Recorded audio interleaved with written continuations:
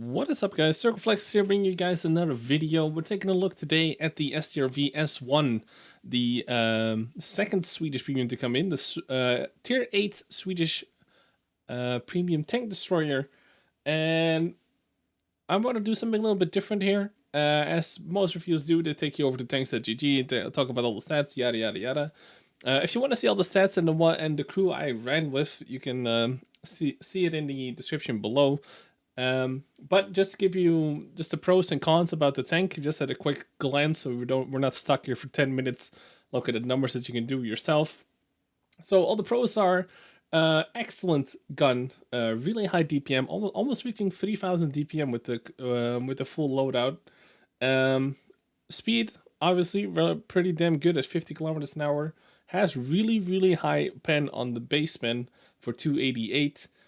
And of course, being Swedish, it does have the siege mode, which is not really favorable here, because if you take a look at the negatives, it is absolutely not versatile, being pretty much only a defensive tank. The siege mode is a lot better than on the UDES, because you go from siege mode to, well, let's say unsieged quicker than you do in the UDES. But unlike the tier 9 and 10, and just like the UDES, it has absolutely no armor. And pretty much the tank only really works well in the defensive capabilities and not so much in the assaulting. So not versatile at all.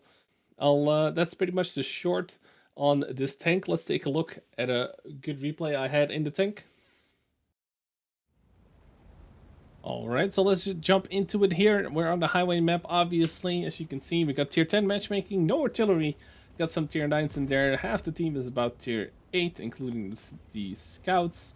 So yeah, let's get right into it. As you can see, I'm running binos here. I actually run it with optics in most of the games I've played, because I find that you can max it out if you run food, fence, and both free range skills and brothers and arms, that you can actually get to max free range. Now, tanks.gg tells me otherwise, but I was pretty damn sure that in-game I had full free range. As you can see, I have a shit ton of free range now, and that is without optics.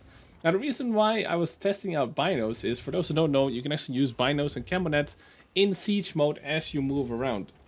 So there it goes up. So, and the binos, because it has pretty damn good free range base, let's say, well, it's not really base. If you run all the beams on it, if you run recon, situational awareness, burst arms, if you run everything on it, you actually have really good free range. And with binos, no, you cannot see further than the max distance, but people like this scout right here, you will be able to see, because you pretty much begin to negate other people's camo. Now, there's I saw no silhouette there. I think that's a replay bug of sorts, but it is what it is. So taking another blind shot at him, because obviously he's way out of free range there. But the gun, being of the Swedish tier 8 plus kind, is really damn accurate. As a matter of fact, if you go into siege mode, it goes to a 1.23 aiming time and a 0.26 dispersion. So if you're used to playing the UDES or the tier 9 or 10, then you'll know what I'm talking about. It is extremely good. Now, you are limited by the siege mode, however, and that's kind of the crux of the tank, is that, like, if you, for those of you who already played the UDES, the tier 9 and 10 especially, you will know how annoying siege mode can be, and I will show you guys later in this replay as well. And that kind of holds you back, like, having to continuously stop, as you saw there, to shoot the bulldog underneath the bridge. You know, every time you're gonna make a shot, you have to wait for 2 seconds. So basically, it adds to your aiming time. You're still gonna aim as long as an ISU, if not longer, to take that shot. And that's, you know, obviously the S-Tank was made for defensive capabilities, you know, for defensive fight, and you will notice that in every single way you play this thing. There's a lot of, actually, a fair amount of TDs out there that can be used more of like an assault gun, and just, you know, go up and sway the fights, and, you know, actually brawl and fight and go to flanks, stuff like that. And then obviously you have the TDs that are more sniping and sitting back and stuff like that. For me personally, I really don't like the siege mode, and I don't like that playstyle of like sitting in a bush forever. Basically, this tank does the best if it needs to defend something, or if it, in like open ground maps like you know, Melanovka, Fury Salem, that sort of stuff. The gameplay you'll see here and what you'll see me doing is probably not way more aggressive than like 95% of the players out there that play these type of tanks. The nice thing about this though, from this siege mode, is that compared to the UDES, going from siege mode to unsiege mode is actually fairly quick. I'm not exactly sure how much it was, but it is definitely quicker than the UDES. But the UDES has like a full 2 seconds, I think, to retract basically. And also it has the nice siege mode compared to the weird, awkward UDES siege mode. Because the UDES siege mode, actually, the gun elevates as well, which really fucks... You can get in some really weird positions, and some people may like that, but for the most part, having a gun just mounted like this is a lot more... makes a lot more sense, and is a lot more playable, at least I thought so, than the weird UDES gun. Now, having said that, the UDES is a lot faster than this. This goes 50 forwards and 45 backwards, and 8 kilometers in siege mode. But as you can see, trying to be anything aggressive here is just really, really awkward, because, well, there we put a shot in the 704. And you will see that once you creep up to a hill, it's, you know, it's just good. You know, you can take these shots pretty much all day as we take out the 704 there, and now the T-34 was already looking at us.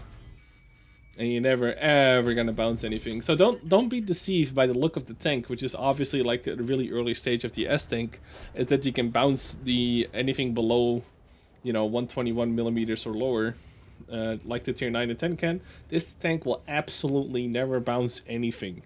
It is 30 armor unangled, and even with the, you know, the cheese shape of the front, you will absolutely not bounce anything.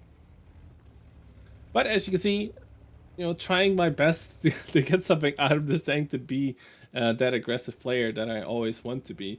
And I'll be the first to admit that, like, it is not a tank for me. And it is probably not a tank for you either if you don't like the Swedish TDs already. Which, you know, it's kind of makes a lot of sense, right? It's that's easy thing to say. But I think a lot of people will maybe underestimate the siege mode and stuff like that are not up to the tier 8 yet, and are like, oh, should I buy this tank? Absolutely not, unless you've tried to use this, or preferably even a tier 9 TD. I would be very hesitant into buying this tank. And, you know, that's kind of where it ends up, is that if you do like the UDES and the tier 9 and 10 TDs, then this tank is right up your alley. Although, I think some people might still find the lack of armor that you finally get in the tier 9 and 10 very lackluster. So engages like this, where you creep over a hill, is where it's very good at, obviously. But the IS-3 could have just as easily just fired back at me, and only having 1,000 health, I would have been pretty much dead. Dead to rights with, like, you know, 100 health left or so. And this is where it just kind of gets awkward, because if you compare this tank to the Scorpion and stuff like that, it's just, you know, it is just not for me. And I'm just going to be honest here. Like, I'm not going to say it's a terrible tank. It is, you know, it is good at what it does. But what it does is not very enjoyable. And that's basically what I'm trying to warn you guys for. And you'll see now, as we just finished off the IS-3, and we're going to head into a guerrilla in the town there. Was fighting the VK 101P.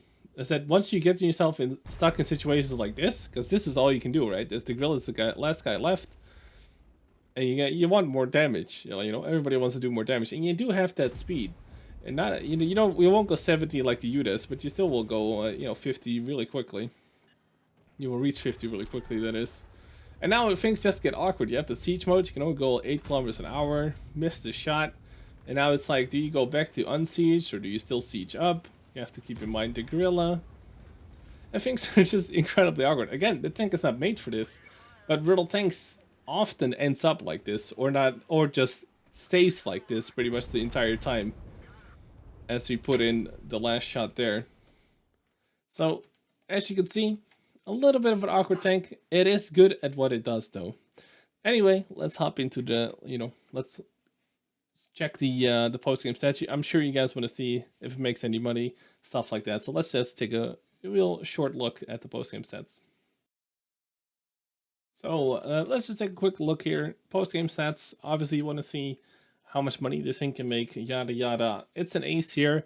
Once it reaches life, and I'm not sure when that is, I'm sure the ace will be higher than this. We reached about almost 1,300 And I'm sure this will be inflated to like 1500, 1600 when these things come out. Because the potential on like maps that I told about, like Melanovka Fury Sailor, this tank will just do a whole lot better. But regardless of the matchmaking we got and the way we played, I think it's still a pretty solid game for me to show off the tank in a little bit of a different light than most replays will likely be. So the detailed report here. I used food during an event, so there was 10k. That should have been 20k. So we made 88,000 in that game alone. The vehicle repair is cheap as always because it's a premium vehicle. So yeah, credit earning potential is definitely there. Being a tier premium, is not much to say there. Yeah, that is pretty much the score real quick. Alright, so my closing thoughts for the new STRV S1, the Swedish tier 8 tank destroyer, is pretty much that, is it worth to buy this tank? It's going to be slightly less than 11,000 gold, if I were to believe my wargaming text. Is it worth it? Like, it honestly, and this is maybe way too straightforward of an answer, but I don't think it is, unless you absolutely adore playing the UDES. If you love the UDES, by all means buy it. It's basically a UDES that, handles a little bit better in the gun department and in the siege mode department. It just is a little bit slower, but it actually has more DPM than the UDES. If you freaking love the UDES and you just want to make some money on the side, definitely worth it.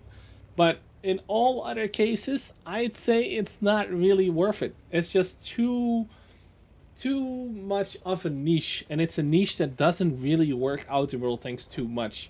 At least not when, if I play the game, I like to dictate the battle. I like to, I'd like to sway a flank. I'd like to go to a flank and win it. Not like sit in the bush, wait for the flank to die, shoot whatever is left and coming at you, and then close out the game. And I get why it is that way, because it is a defensive tank. But for me, I cannot recommend this tank to the average, World Tanks player. I definitely cannot recommend it. The siege mode is just simply too awkward. And that's basically it. Like, it is a really good tank for what it is, for what it does. Defensively, awesome. Offensively, awful. Versatile, not at all. But if you don't mind the fact that you cannot really be the aggressor in a fight, if you are already playing, a pretty, like, not everybody has to play, and not everybody cares as much about the stats and stuff like that. Not everybody cares to, like, go ham on the flank. There's a lot of people, I'm sure, that will enjoy just playing basically a premium, the S-Tank, that don't care about, all of the things I do care about.